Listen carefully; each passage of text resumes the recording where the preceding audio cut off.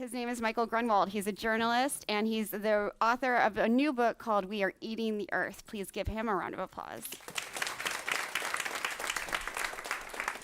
So, Michael, food loss and food waste are sort of a new topic. You've always, you're interested in environmental issues, but food loss and food waste has recently sort of been something you're excited about learning more about. Why? Sure. Well, at first, I wanted to thank you for having me here. I know I'm a little bit of a skunk at the garden party for some of this stuff. But look, my book is called We Are Eating the Earth, and it's about how agriculture is eating the earth, right? That, we all hear about how cities and suburbs are sprawling into nature, but that's 1 out of every 100 acres of land on our planet. And right now, crops and pastures are 2 of every 5 acres, right? We lose a soccer field worth of tropical forest to agriculture every 6 seconds. And a quarter of it is just waste, right?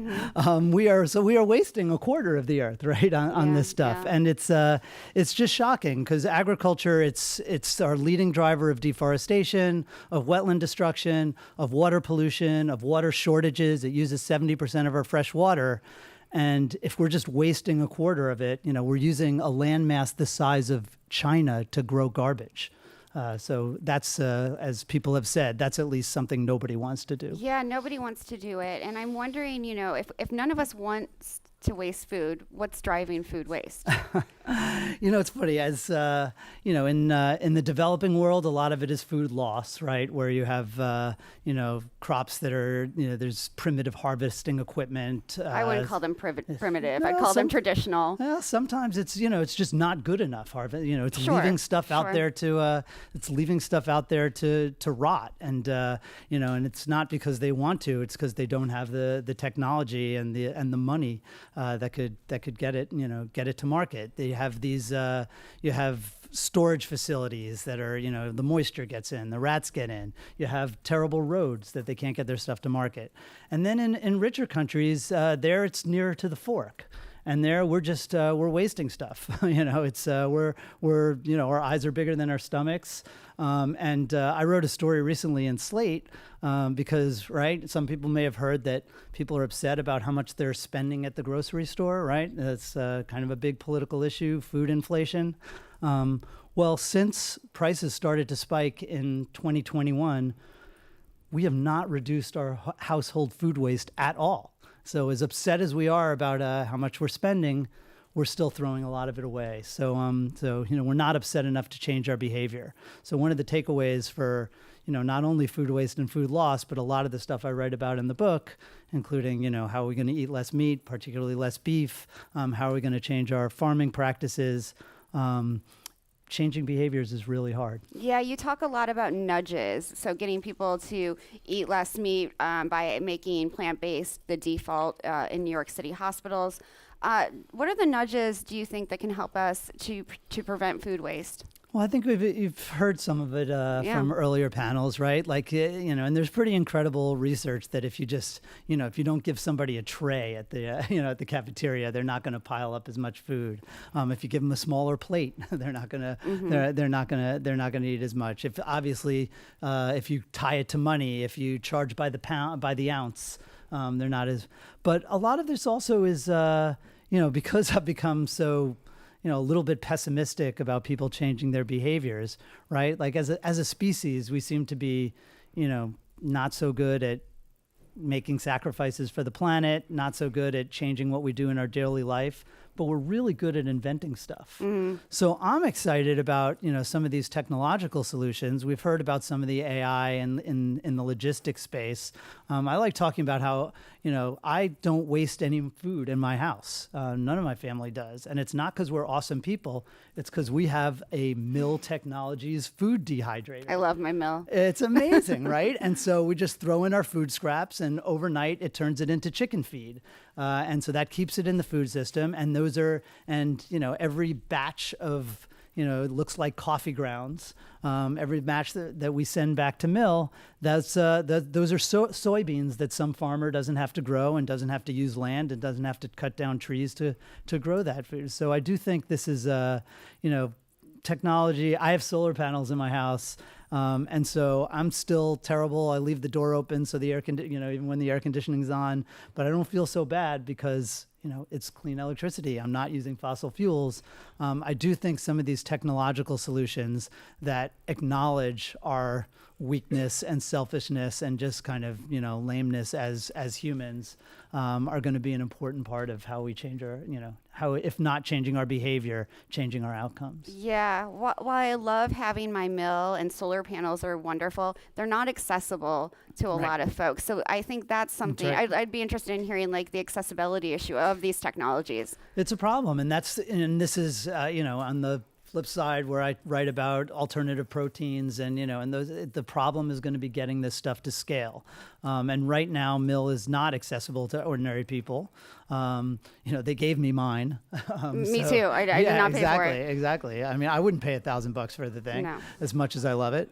But the way to get it to scale is, you see, there's some, for example, some communities have pay as you throw garbage, right? Where you pay more if you have a bigger garbage can. And with mill, if half of our food is basically is the food scraps, the organic waste. If you can put it into your mill, you don't need as big a garbage can, so you can save money. And so they're doing these in places like Tacoma and Phoenix. They're doing these they're trying to roll it out so you can have it on a large scale. An entire neighborhood will get a mill, and then as they manufacture more of them, the price goes down. You can imagine in some of these apartment buildings, right? If you give everybody a mill to start, it's a little bit like the idea of like pre-built. You build a house with solar to start. Then you can rethink. You don't need that big a garbage room. It isn't going to stink. So there are there are subsidies. We saw people used to say, well, nobody's going to ever be able to afford solar. And for a long time they didn't, and then they do, right? And well, they might not. Well, there's $500 billion invested in solar solutions around the world last year. And that's why, 10 years ago, solar was a rounding error in global electricity. And now it's coming up in the in California, you have days where it's 30-40% of the load. So I do think you're going to need some policy help, but it's not hopeless. The way to get stuff to be cheap is to have a large supply, and so right now there isn't the large demand, and so there's a bit of a chicken and egg problem that we see with a lot of this other stuff. But I have a lot of confidence because unlike when I'm banging my spoon in my high chair about how as a society we're going to need to eat a little bit less beef. I cut out beef, but beef is delicious. I miss it.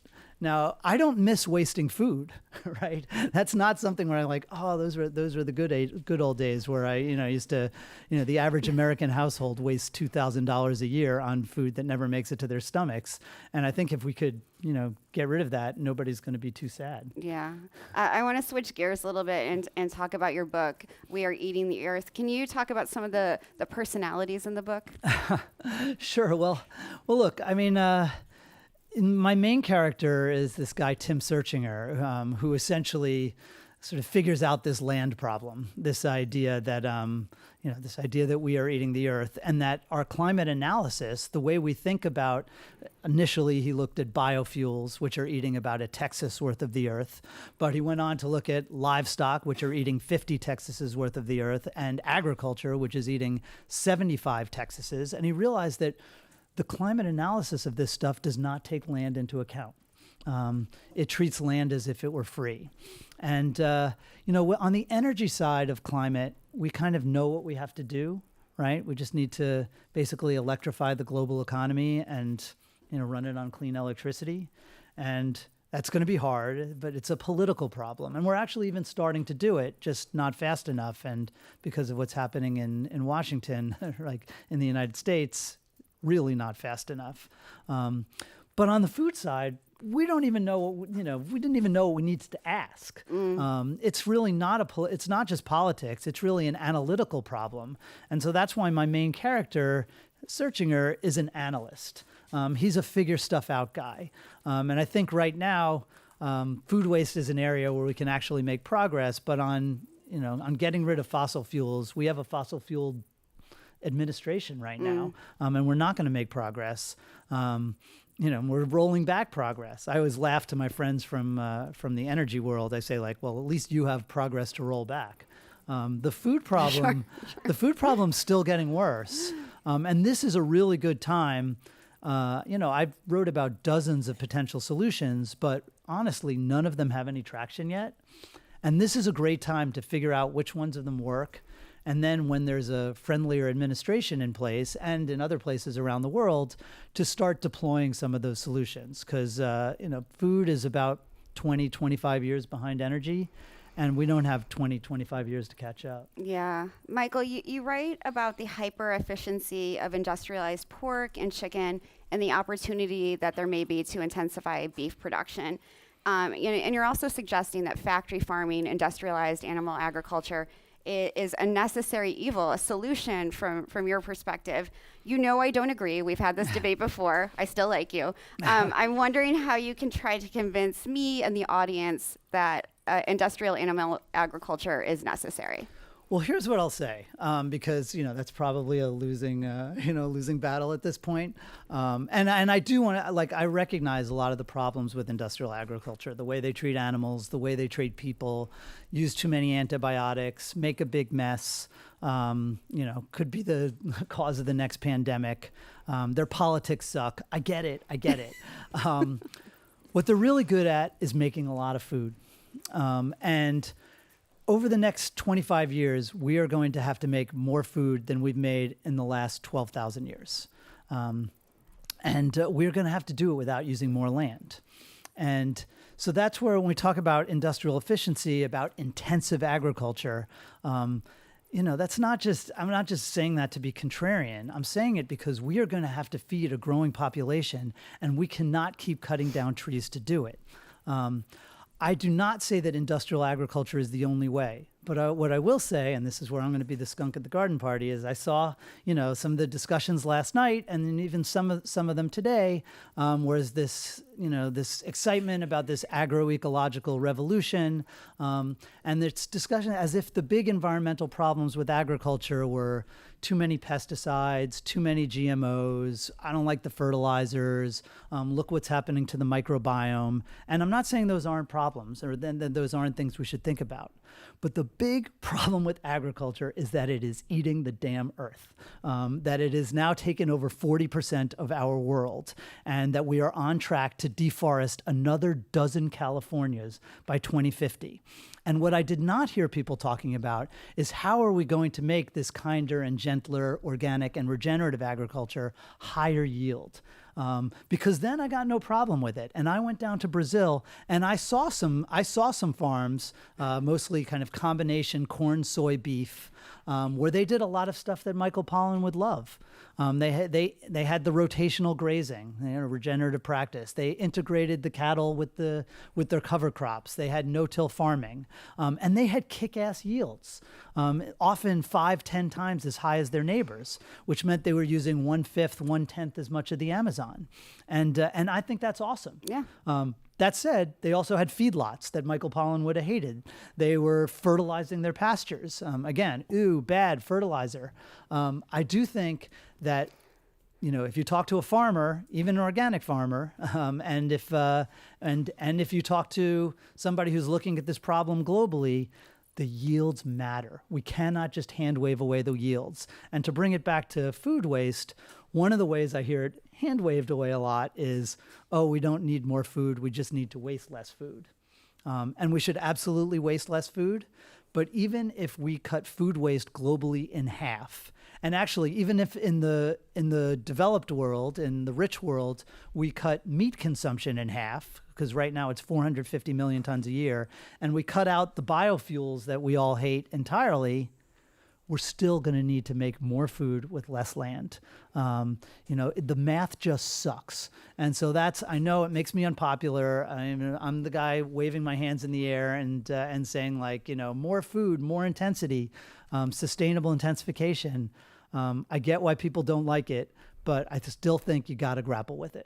I think sustainable intensification is working when we're talking about industrial agriculture. I don't know how that translates to the oceans and what we're doing there.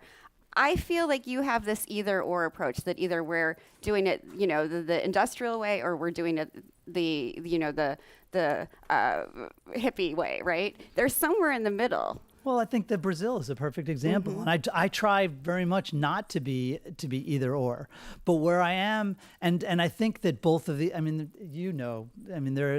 I came into I was spectacularly ignorant about food. I was an energy guy, and so it's been really interesting to me to see the way, the kind of look. I came from Politico magazine, so I've covered the political culture war, and it's like, oh shit, there's like food is the same way. Yeah, it's like you've got these ideological silos, and nobody gets out of them. And I feel like everybody's got a lot, the vegans can learn from the regenerative people who can learn from the industrial people.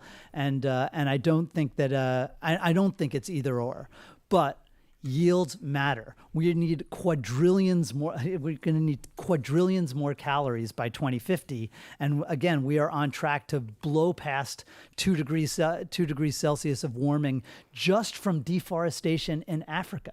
So stuff is really going to have to change. And I think a lot of people who support lower yield agriculture have come out and said like, well, we don't need more food, or basically this problem can be solved through better distribution or less food waste, or, people should just all go vegan. Basically, somebody else is part of the problem.